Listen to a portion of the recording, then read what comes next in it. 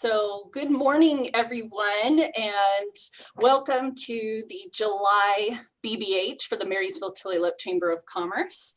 Thanks for coming and joining us today on this live stream through YouTube. So good morning, and now I've got to pause my own voice. Today I want to take a little tally, if you guys don't mind, and through the video as it's going, if you guys can put in there in the comments what industry you're from, that will help us a little bit kind of fine tune what the message is and maybe give you guys some suggestions and options for what you can do with your social media. But so throughout the presentation, if you could just post what industry you're from in the comments. And then I'd like to introduce to you guys today Adam Kopp. He's the CEO of MADAK, a strategic marketing agency focused on branding, development, and storytelling.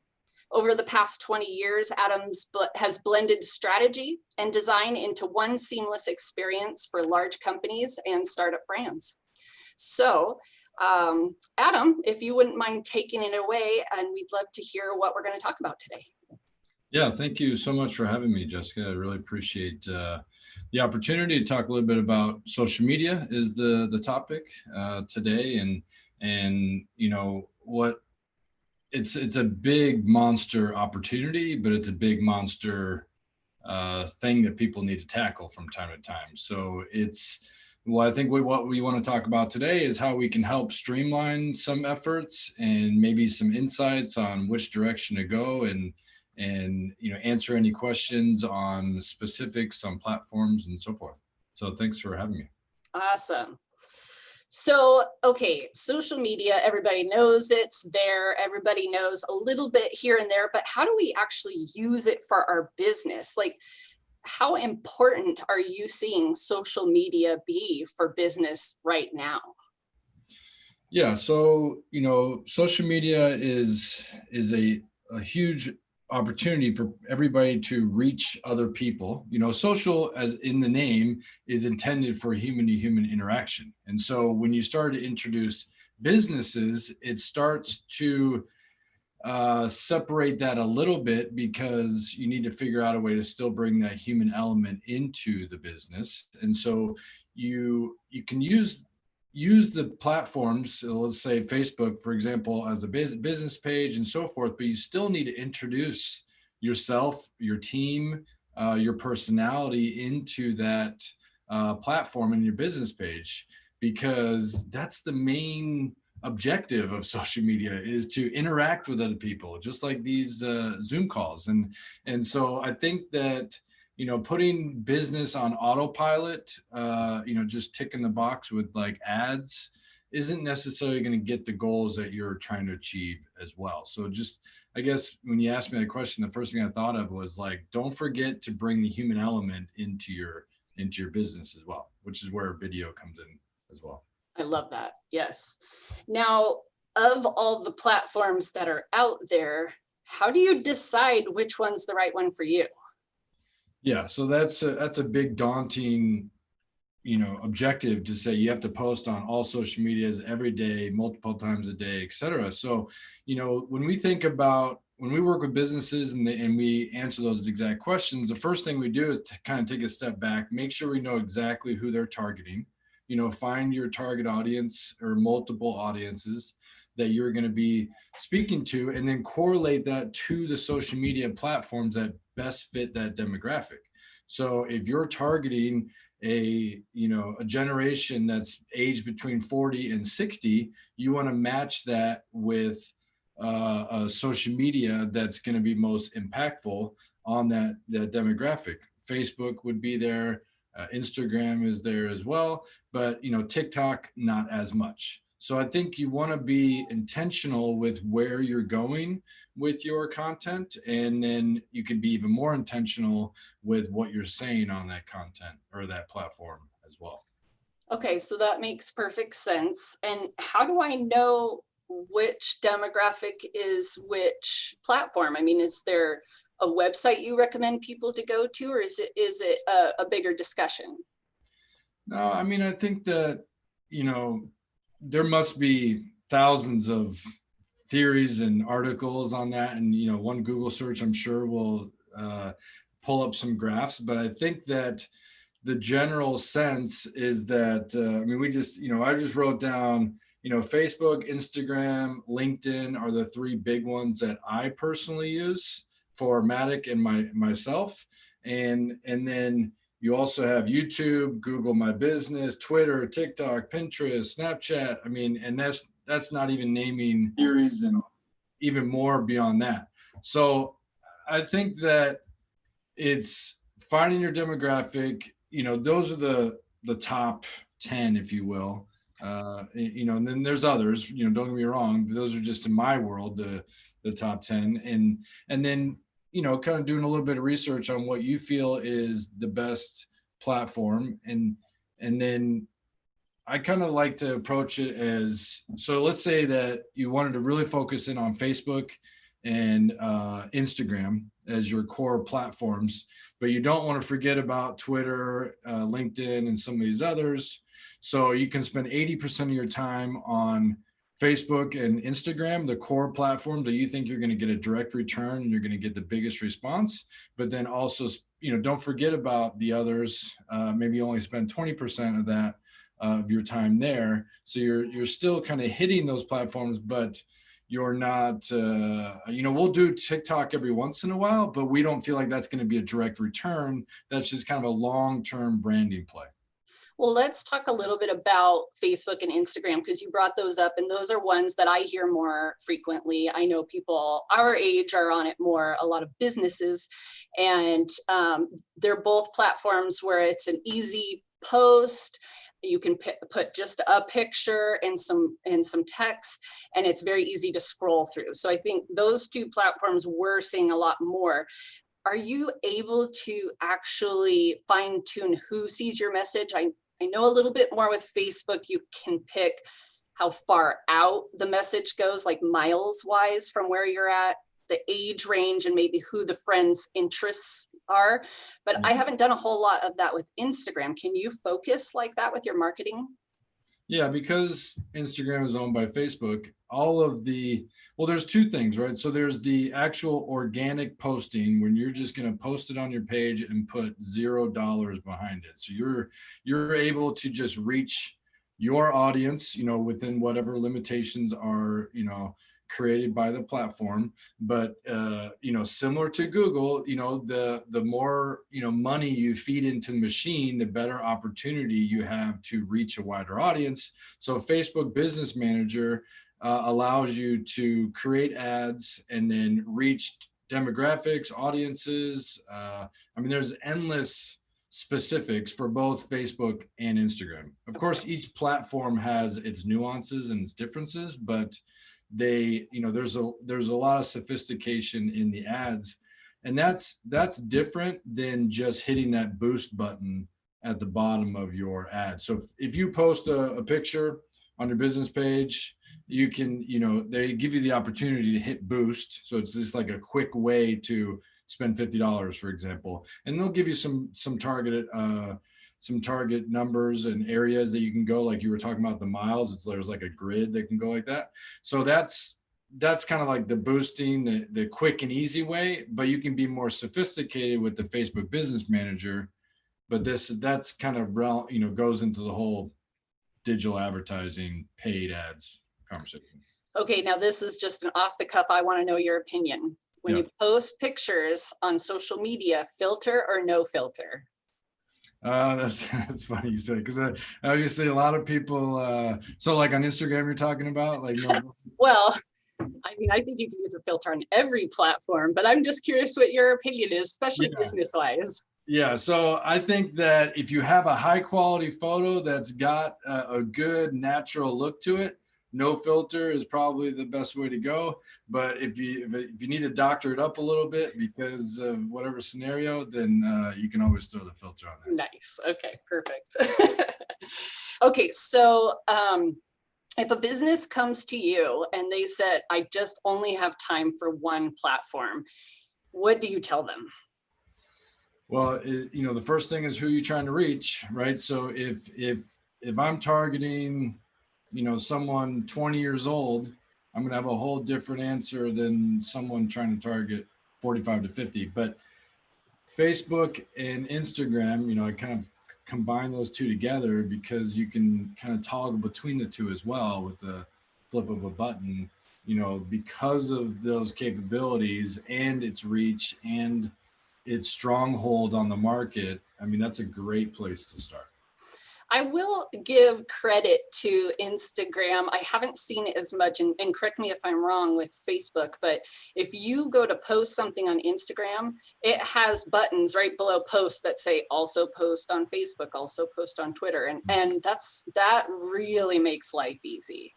Yeah, so that's a little toggle button. So it allows you to post in one place and push it out to multiple platforms.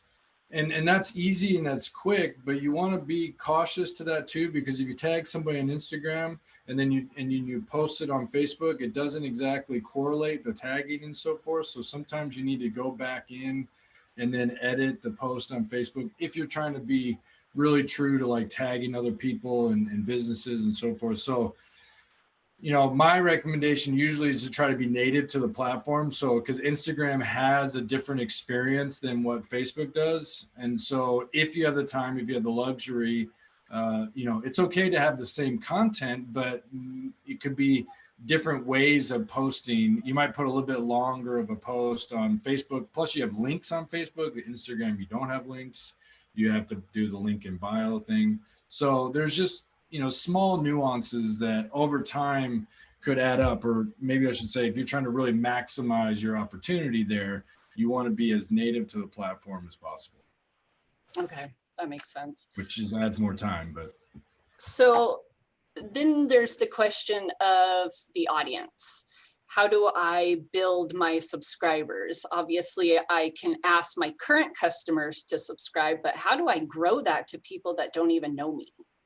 Yeah, so when we think about building an audience, it definitely takes time, but the main thing is post as much as humanly possible. There's a lot of people that are worried about multiple posts a day, and I don't think that, as long as it's relevant content, as long as it's serving the group that you're talking to, give information out.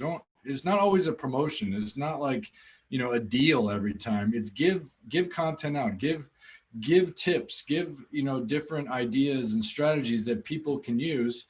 So that's obviously one way is, posting once or twice a week just honestly doesn't cut it. If you're looking for growth, I mean, it's just not going to do it. It's just going to be super slow and you're going to be frustrated. But it just depends on how much you're looking to grow, and that's where a big, it's not always the size of the audience. It's also the value of the people that you have, right? So if you had 1,000 people or 500 people, but they're really the people you want to talk to, that's much better than paying for an auto bot that racks up your likes on Instagram, because those exist out there. And sure, you get 5,000 people, but they're not listening to you because they're not real, follows or likes. Fascinating. So do you believe in any type of paid, I don't know if it's a subscription or a one-time thing to help boost that, or do you feel like it should just be constant organic content that people are sharing? Well, I mean, that's I guess the trueness of the platforms is, because every time you initiate a bot, an auto like or a follow unfollow, like, I've tried them before and they just all appear very superficial. And so sure, they help you raise your numbers, but I think are they real numbers? So is it a vanity thing that you just want to say I have more than 1,000, or do you really want 250 that really believe kind of what your message is? The other thing I was going to mention in that whole kind of conversation is also contributing on other people's social media. So if you're a business and you're looking to gain a following, go out and like other people's pictures, go out and comment, go out and leave, positivity out there you don't just assume that if you're just shouting that everybody's going to come to you. You got to go out and, go to other people's houses, knock on their doors and say, hey, when you want, come over to my house and, let's talk a little bit more. So I think contributing and also commenting to people that leave comments, and if people like your page, go and follow them as well. I mean, it's a two-way street here. So I think the more you can create that sense of community, the better results you're going to have, because I think, especially with business pages, people just assume that they just post, but they don't ever interact. And I think that's a big fail. So you're asking us to be social on social media then? Is this? There you go. Social on social media. It's all right there. That's just weird. Yeah. So then you touched on a minute ago that once a week posting is not enough. What is enough? I mean, that comes down to your aspirations are and what you want to get out of social media. I mean, social media is a huge brand play, right? I mean, you think about on a given Friday morning, today's morning, is a normal person going to wake up and go to your website just to see what's happening? Probably not. So maybe they're going to go to their social media platform that they like, and they're going to see what's happening. So if you're not contributing to that platform on a daily basis or multiple times a day in different ways, right? Because you have social media Instagram posts, you have Instagram stories, you have Instagram IGTV, and all of these things they're just going to keep adding layers. And so you're going to have Instagram's going to have multiple. They already have three different ways to interact, right? So on top of you actually going out and commenting and following other people, and so that's why social media managers are the most important and the most undervalued at any business, because it's a huge opportunity, but there's a lot of expectation because no one really knows the value of it. Yeah, and that statement right there just opened up a whole bunch more questions for me, because of the 3 types of posts that you can do within Instagram, are all of those valuable for business? Because can people comment on all of those, or are they isn't a story just where it kind of flips through, you don't really reply back? You can make a comment, but I think it comes as a private message. So if you create a bunch of stories and I'm watching someone's business story and they have something, I can make a comment and it comes as a direct message. Okay. Basically, but that's, if you're consistently creating stories and then someone hits your direct message, well, there's a lead, and it might be like, hey, that was interesting. And then you say, hey, thanks, John, I appreciate it. And then you go and check out John's page and you see that he's a plumbing contractor. And then you say, hey, John, anytime, you ever want to talk about, this, let us know. Hope you have a good day. And I think it's not always about someone pinging you and then you go in for the sale either. It's creating that social atmosphere. It's like networking, right? So here we are now virtually networking because we're all forced to. And so now you've got this ability to network with anybody throughout the world because the platform is everywhere. That's such a good point too, because we're talking about how do we build digital relationships in this time, and it's step by step. It's putting something out there where somebody's impressed or has a question and starts the conversation. So thank you. That's a really good point. Do you have any thoughts on how often you should post something that is specific to a sale, or it is very much come visit us type of post? Yeah, I mean, we're all in business for that reason, right? So, go in for the ask, as I call it, as much as you feel comfortable, but, balance that with, content that you're either giving out as a brand, an awareness, or just content that you're giving out, because you want to, feed your community. So I think if you're always going, I mean, unless you're, it just depends on kind of what you're going for, but if you're an e-commerce platform and you're constantly pushing out deals because that you're just a transaction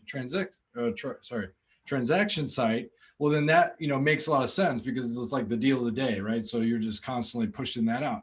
But if it's like a service and you're looking to build relationships and you don't really do deals that often, then, so then you want to be creating content. Hey, this is who I am. This is my story. This is what we're doing today. Next time you need, say you're an exterminator, you're always showing your process. You're always going out and showing this is what we do. This is how we do it. And then you go in and say, hey, today only we're going to offer, X number if you call us today, and we're going to give you a deal. And that, so I think it's balancing the branding with the ask. Okay. Now, can you help explain what the difference is between digital advertising and regular social media? Yeah, so that's kind of what we talked about a little bit, but so the organic social media is what I call it. So you've got a following of 250 people on whatever platform, and so you put a post out for that day. Hopefully those 250 people see it, right? Just depends on the algorithm of Facebook, Instagram, and what's been created. The idea is that LinkedIn has a larger organic reach because of the way the platform is set up. That's kind of the conversation, if you will. Whereas Facebook and Instagram, has a little bit of a tighter reach because they would like you to spend money on their platform. So then that's the, boosting is one opportunity. So you can take that post and hit that boost button and say within 50 miles, I want to reach these demographics. And then you've got Facebook Business Manager. So for Facebook and Instagram, within Facebook Business Manager, it's a separate platform with a separate dashboard. You got to log in everything. You can create ads and campaigns and different ad sets. And then there's just so many different ways of advertising. I mean, so you can do remarketing ads on social media so that if someone goes to your website, you can then remarket to them on Facebook with whatever message you want. And you can get even as sophisticated down to they went to a specific page on your website. So you're going to talk specifically about that product or service. So I don't know the number within Facebook and Instagram, but there's dozens of different ways because they've got direct messenger into the Facebook Messenger inbox. You've got live video, you've got remarketing, you've got just straight ads that could reach different, there's so many different demographic opportunities and specifics like job title, all of the information that we give to Facebook every day, they use that to build out their Facebook business platform so that you can be really sophisticated with the advertising. Okay. So realistically, if a small business is just starting with the paid advertising, what do you recommend they budget for monthly? Yeah, so this is always a conversation because, $5,000 will get you a big result, right? You can get a big impact with $5,000. You can also get a big impact with $500. So I think it's more about the way that you put the creative together, so the visual and also the content and being, it kind of goes back to who you're trying to talk to, what you're trying to say, the platform you're on. So if you had $500 to spend on digital ads, like don't sprinkle that across a bunch, pick one, do really well at it, and then adjust, like react to what's happening. So I got one lead, because you also have to set it up with, forget what the actual name is, but you have to put tags on your landing page. So if you have a Facebook ad and you want to drive them specifically to either your website or somewhere on your Facebook page, you want to track those analytics to say I spent $500, I got 2,000 views, 1,000 clicks, and 10 visits to my website, and then that converted to one lead. And so then you got to double back and say, okay, did I make that sale? And then was it worth $500? And then don't just say, you can't just say, you have to do that over time because 1 month isn't going to give you enough results. So you have to try that the next month and then try it again. And I think that a lot of people will try it for a month or two and then say, hey, that didn't work. I'm going to go back to something else. And, that's just not going to work. I mean, digital direct mail, think about that. Like you send out $1,000 worth of direct mail and you're just sitting there going like, I hope it comes back in. And then you hope you get a stack of however many, and then you got to count, okay, we got 50 postcards back, was that worth the spend? And I think so this is a much more sophisticated way because you can also set $500 for the month and then halfway through say, you know what, I need 250 back. I'm going to take that back, or I'm going to add more. I mean, you've got the daily flexibility to adjust the budget. So it almost sounds like you don't like when they have a monthly budget. You wanted a longer term. I mean, it almost sounds like you need at least 6 months to be able to try different techniques out, different wording, different demographics, so you can really test and have a trend to see what you're following and what's working and what's not. Yeah, I mean, that's ideal, right? I mean, that it's like, and then you can tie that into your whole marketing budget, right? So if you've got a budget for events, you've got a budget for advertising, traditionally, you sign up for a billboard, you're thinking about that months in advance, you're committing to that, weeks out, and you're hoping for the best, for the month that it's up. That was a 4-month kind of process. So I think the same thing goes here, where you can, put together a year goal, put together a quarterly goal, whatever it might be, and then spend it, react to it, adjust, try different creative. Don't just run the same creative year round. I mean, it's different seasons for your business. There's different messaging. You have to be sensitive to, when the state of the world with social injustice and everything, you got to be sensitive to that. And you have to think about how you adjust your ads to that. You got to think, maybe your ads need to have PPE in it just to make people feel like they're, that's part of the whole constant equation of evaluating. And this can feel very daunting, obviously, for small businesses, solo entrepreneurs that are trying to, they don't have time for that. And so that's where you kind of make it, you can do that if you do it in a tighter fashion where you don't feel like you need to hit everything. You just, I'm going to do it really well on this platform and go at it that way. That's awesome. So let's talk about content a little bit. That is something that I know scares a lot of business owners. You want a sales flyer, they've got it. You want to know what's going on in their industry, they know it. But how to type it out, how to make it into a graphic so it's interesting to look at with that 3 seconds you've got somebody's attention. What are your thoughts on content? Yeah, so, content's huge, right? So as the platforms get easier, you think about, you can build a website with Wix and GoDaddy and Squarespace pretty easily. You don't necessarily need a full website development team. So as things get easier, it's more important that your content is authentic, it's real. Again, going back to the human to human marketing, right? Is be true to yourself. And I think that, I just recently started Facebook Lives for MADAK, and I spent the last year telling everybody, just go on Facebook Live. It's easy. Don't worry about it. And then one day I was like, I'm telling everybody else to do it. I need to do it, and I think that, and then immediately it's opened up different, conversations with people because I'm just putting myself out there. And you don't need to video edit it. You don't have to do a bunch of takes and cutting it up. It's live, it's done, and you're moving on with the day.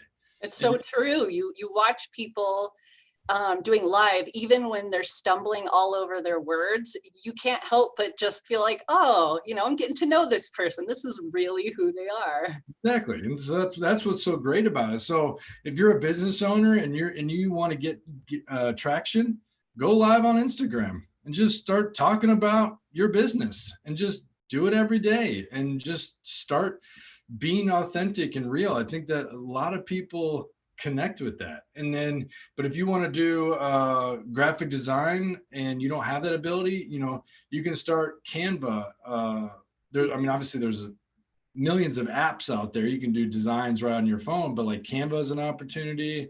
I forget some of the other like relatively cheap or free platforms, but there's there's a whole, and there's even unlimited graphic design companies out there like Design Pickle, who, you know, you have a membership where you can actually go out there and like work with international designers, and Fiverr and some of these others. Like there's opportunity out there. You just have to, you know, you need someone, you know, the core like project manager or strategist that we have here at MADAK, that really is like the quarterback of the whole business and marketing, and it allows them to, you know, whether it's the owner or it's someone that can help with this, that you can do the digital ads over here, you can manage this. And I'm kind of deviating from the question, but content, but the whole thing was around, you know, be authentic, you know, don't overthink every single post, and just put it out there, because volume, I feel, is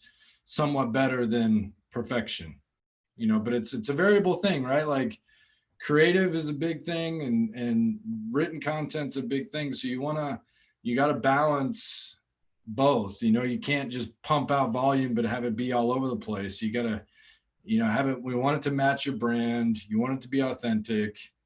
And when in doubt, go live. I have to laugh too. I know, just even from my own experience from the couple times I've done live, it is a little scary to know that you don't have a chance to edit this. I mean, aren't we like the generation of, you take my picture and I'm going to look at it real quick before you walk away, because I'm going to make sure you don't need to take 3 more.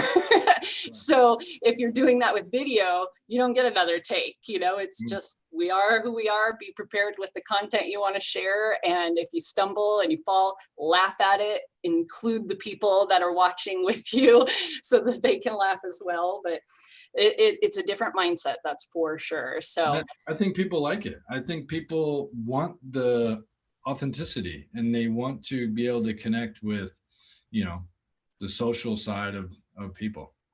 Yeah. So I wanted to ask about a couple different options that are available out there. So you touched on there's paid and then there's free. And so some organic social media free, you know, any of these accounts that we've talked about, the Facebook, Instagram, for any of you guys, this is new to you, all of these are free. So you can always sign up, play around, and there's no cost to you.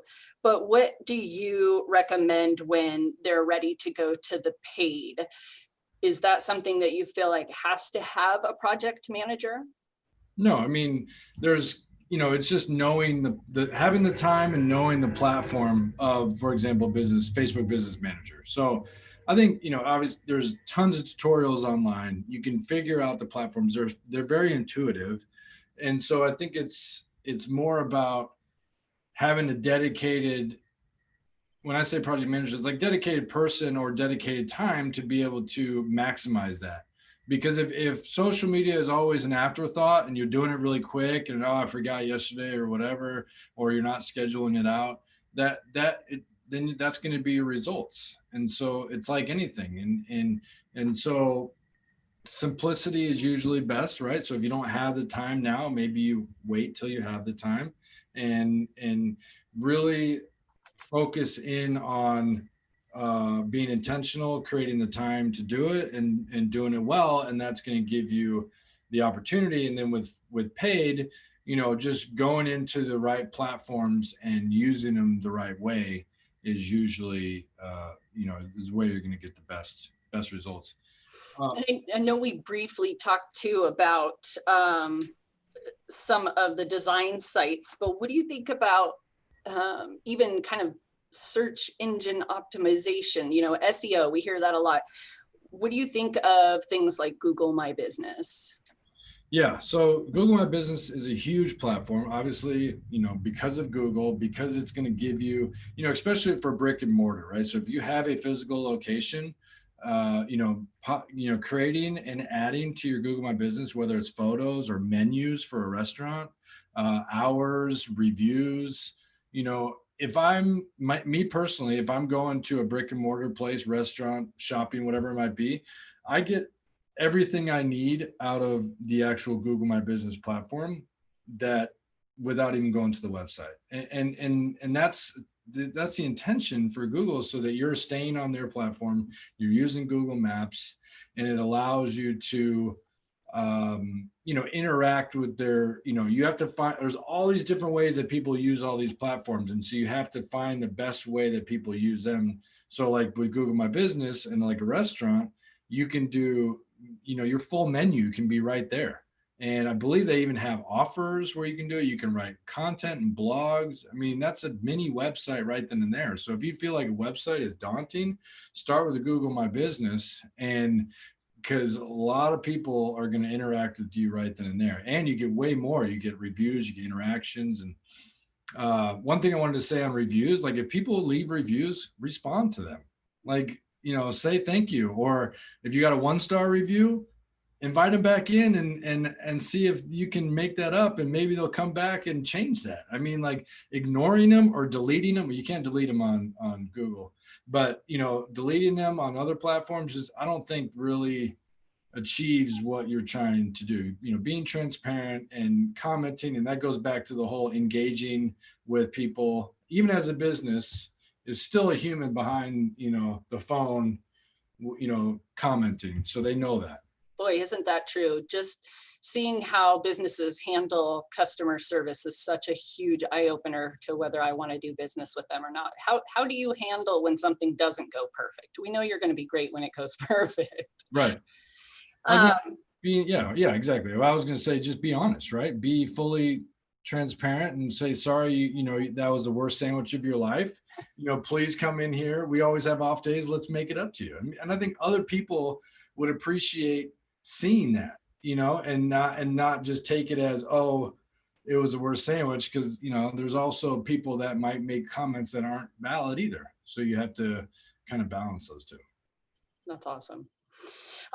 So I'm going to, if it's okay with you, I'm going to put some links in the live chat here that will show up even after we post this video, so that way people can get a little bit more information. I love the suggestion for the design help.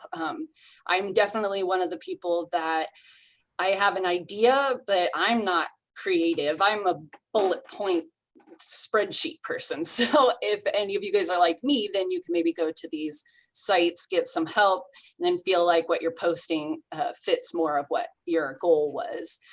Yeah. So first, I am going to add a little information for MADAK. You guys can sign up for the weekly insights and just get some information sent to your inbox and some great tips and tricks.